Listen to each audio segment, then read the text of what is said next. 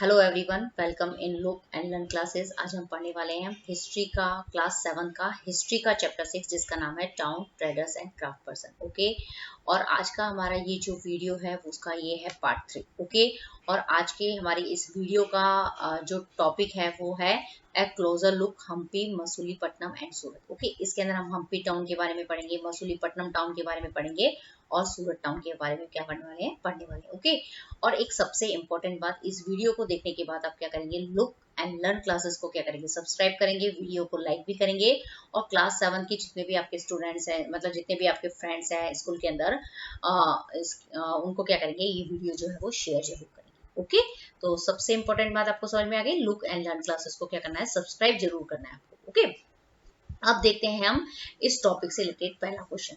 Okay, तो इसके अंदर आप जो हमारा क्वेश्चन 1 है कि which cities gained and lost importance during 16th and 17th century. तो आपका ये क्वेश्चन है कि जो 16वीं और 17वीं शताब्दी मतलब 16th एंड 17th सेंचुरी के अंदर कौन कौन से सिटीज जो है वो डेवलप हुई थी। गेंड का मतलब डेवलप हुई थी और लॉस्ट इंपोर्टेंस का मतलब कौन कौन सी सिटी जो है पहले तो डेवलप थी लेकिन धीरे धीरे उनकी इंपोर्टेंस जो है वो खत्म होने चालू हो गई थी। ठीक है, तो इसके अंदर आपको अहमदाबाद, ठीक है, ये जो अहमदाबाद है उसके बारे में बताना है। ठीक है, फिर मुर्शिदाबाद है उसके बारे में लिखना है। ठीक है, इसके बाद में आपको हम्पी के बारे में बताना है, फिर सूरत के बारे में बताना है और फिर मसूलीपट्टनम जो है के बारे में बताना, मतलब ये पॉइंट जो है वो आपको इस टॉपिक के अंदर क्या करने हैं, कवर करने हैं। ओके, तो सबसे पहले यह बताया गया है कि जो 16th और 17th सेंचुरी के अंदर जो अहमदाबाद जो है वो क्या हुआ था, बहुत ज्यादा क्या हुआ था, कमर्शियली मतलब डेवलप हुआ था। ठीक है, मतलब बिजनेस जो है, मतलब अहमदाबाद के अंदर जो कपड़े के हिसाब से जो मार्केट था ना, कपड़ा बाजार बहुत चला था। ठीक है, इसके बाद हम एग्जांपल लेंगे मुर्शिदाबाद। ठीक है, मुर्शिदाबाद आपको ध्यान रखना है। ठीक है, अब मुर्शिदाबाद जो है वो कौन सी रिवर पे है, बैंक ऑफ भागीरथी आपको ध्यान रखना है। अब ये जो मतलब ये जो मुर्शिदाबाद जो है वो बंगाल की कैपिटल भी बनी थी लेकिन कौन से ईयर के अंदर बनी थी वो आपको ध्यान रखना है। और क्यों फेमस था मुर्शिदाबाद, सिल्क सेंटर था मतलब ये। ठीक है ना, तो उसकी वजह से मुर्शिदाबाद जो है वो बहुत ज्यादा क्या हुआ था, उस समय डेवलप हुआ था, इंपॉर्टेंट हुआ था। ठीक है, बहुत ज्यादा एक टाइम वहां पे सिल्क का बिजनेस बहुत चला था लेकिन धीरे धीरे क्या हुआ कि इंग्लैंड के अंदर जो सिल्क जो मतलब जो है कपड़ा वगैरह है, सिल्क है, वो क्या बनने लगा था, मशीनों से बनने लगा था, कम रेट पे, बहुत सस्ता बनने लगा था वहां पे कपड़ा।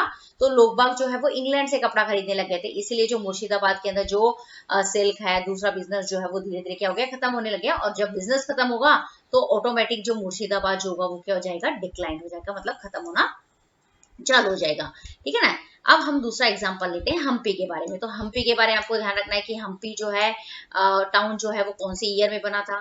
ठीक है, जो मैं हाईलाइट कर रही हूँ वो उसका आंसर है, कौन से ईयर के अंदर ये क्या हुआ था, मतलब कब डिक्लाइन मतलब 1565 के अंदर ये मतलब खत्म हो गया था। ठीक है, और क्यों खत्म हो गया था कि जो इसके जो हम्पी के जो फाउंडर थे विजयनगरा जो थे ना, रूलर एम्पायर थे, उसको किसने हरा दिया था, जो डेक्कन रूलर्स थे ना उनसे जो है वो हम्पी का जो रूलर था उसको क्या कर दिया था, हरा दिया था। तो फिर वो डिक्लाइन होना उसके बाद चालू हो गया। ठीक है, अब इसके बाद में जो सूरत है, सूरत के बारे में आप लिखना है। सूरत जो है वो पोर्ट सिटी है, मतलब समुद्री रास्ते से अगर कोई बिजनेस करना है तो सूरत के पास क्या है, समुद्र है, तो सूरत इस वजह से बहुत इंपॉर्टेंट था। ठीक है, लेकिन लेट 17th सेंचुरी के अंदर ये भी क्या है, यहाँ से भी जो है बिजनेस धीरे धीरे क्या हुआ, कम होने लग गया। ठीक है, अब जो तीसरा एग्जांपल लेना है आपको मसूलीपट्टनम का लेना है। ठीक है, मसूलीपट्टनम के अंदर 17th सेंचुरी के अंदर ये बिजनेस के हिसाब से बहुत ज्यादा एक्टिव था लेकिन धीरे धीरे वही कोई मतलब रीजन वो हम बाद में पढ़ेंगे जब हम मसूलीपट्टनम के बारे में पूरा पढ़ेंगे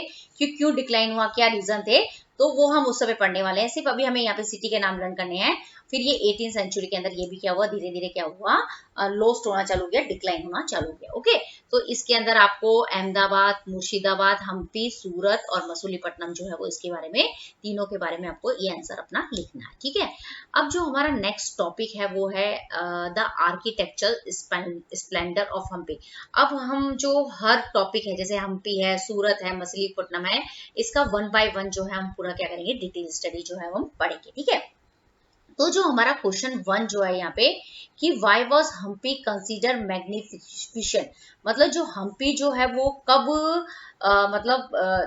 देखने मतलब कब दिखाई देना, मतलब एक छोटा सा टाउन है लेकिन कब इसको इंपॉर्टेंस मिलना चालू हुई। ठीक है, कब ये बना, किसने इसको बनाया और ये क्यों फेमस हुआ, वो सारे आंसर जो है वो हमें पॉइंट मतलब इसके अंदर कंसीडर करने हैं।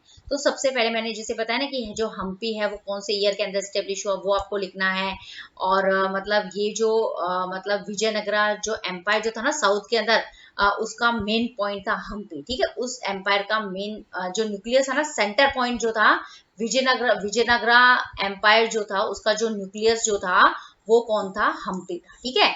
तो ठीक है, अब ये क्यों फेमस हुआ था, क्योंकि ये क्या थी, एक फोर्टिफाइड सिटी थी जिसके अंदर बहुत ही मतलब डिस्टिंक्टिव आर्किटेक्चर से मतलब वो पूरा जो मतलब सिटी जो है उसके चारों तरफ क्या बना दिया था, बड़ी बड़ी मतलब उसको फोर्टिफाइड बनाया था, मतलब उसके चारों तरफ पूरी सिटी के चारों तरफ उसको फोर्टिफाइड किया था, मतलब चार सिटी के चारों तरफ बहुत बड़ी बड़ी क्या बना दी थी उन्होंने, वॉल्स वगैरह बना दी थी, ठीक है। तो ये इस वजह से मतलब ज्यादा मतलब इसका आर्किटेक्चर जो है वो इसलिए इस वजह से जो है वो बहुत ज्यादा फेमस हुआ था, ठीक है।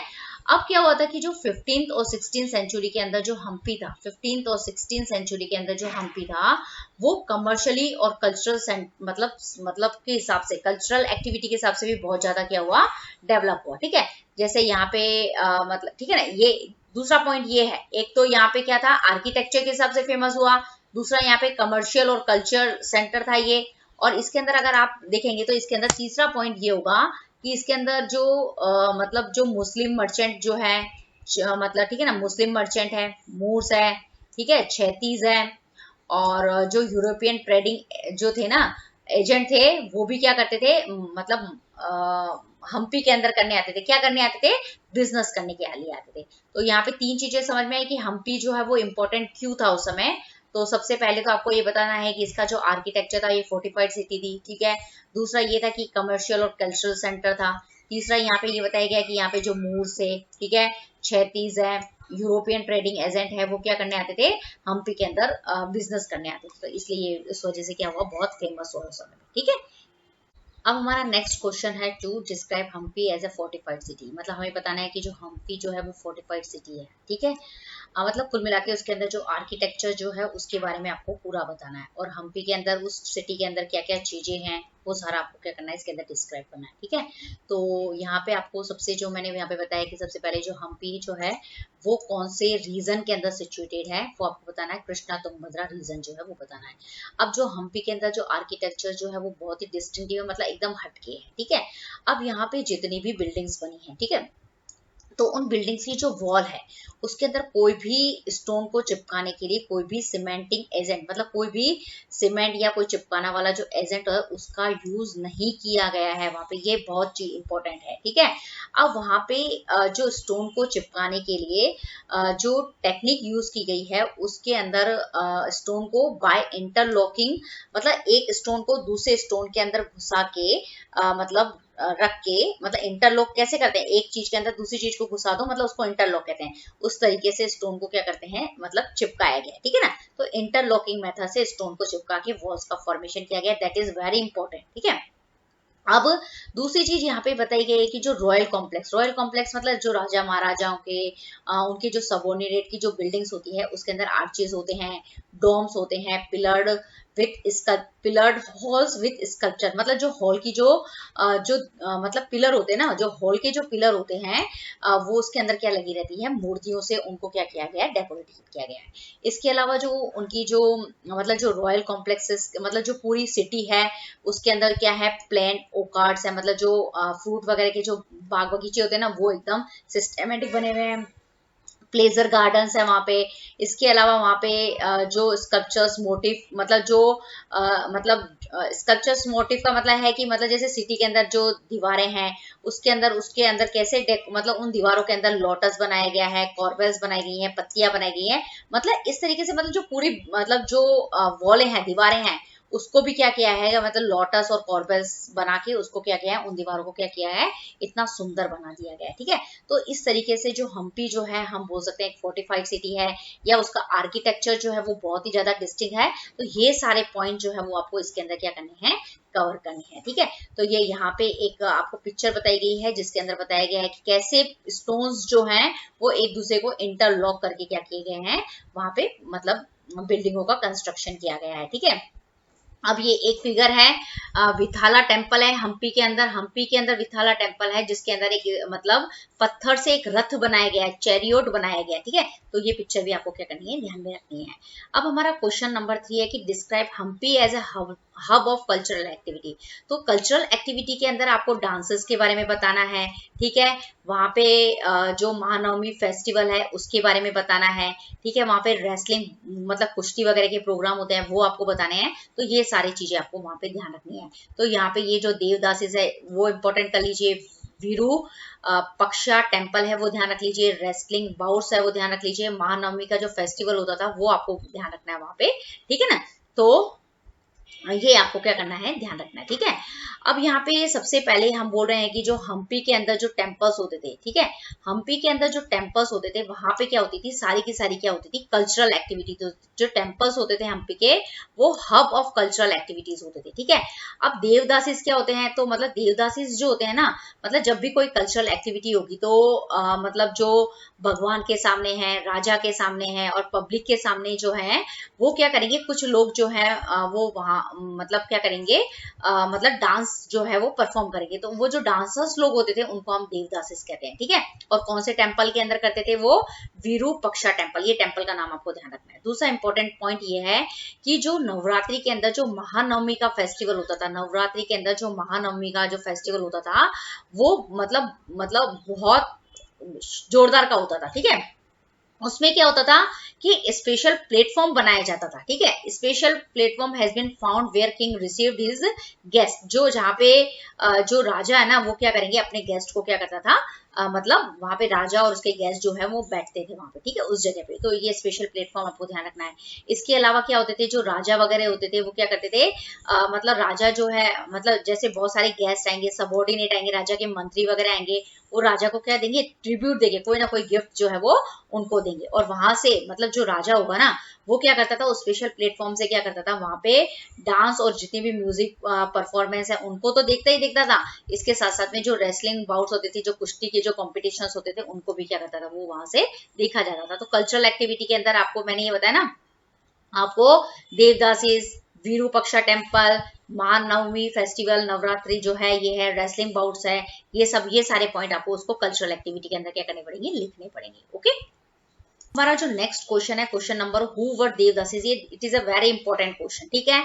देवदासीज ध्यान रखना है, टेम्पल डांसर हाईलाइट कर लेना है, विरूपक्षा टेम्पल है वो ध्यान रख लेना है। देवदासीज क्या होते थे, टेम्पल के अंदर डांस करने वाले लोग होते थे जो क्या करते थे, विरूपक्षा टेम्पल के अंदर क्या होता था कि जब बहुत बड़ा मतलब विरूपक्षा टेम्पल के अंदर जो मतलब टेम्पल के अंदर भगवान होंगे, डाइटी होंगे, ठीक है, मतलब वहां पे राजा भी आएगा, पब्लिक भी होगी, तो उनके सामने जो लोग डांस परफॉर्म करते थे उनको हम बोलते थे देवदासीज टेम्पल। और जो हम्पी के अंदर जो टेम्पल है विरूपक्षा टेम्पल, ये आपको क्या करना है, ध्यान रखना है। ओके, अब जो हमारा क्वेश्चन नंबर 5 है वो भी बहुत इंपॉर्टेंट है कि what led to decline of Hampi. Hampi जो है वो कैसे खत्म हुआ, कैसे डिक्लाइन हुआ, ठीक है, ये आपको ध्यान रखना है, ठीक है। जो हम्पी जो था वो मतलब हम्पी जो है वो किसका न्यूक्लियस था, जो विजयनगरा जो एम्पायर जो था ना उसका क्या था, मतलब मेन पॉइंट था, ठीक है।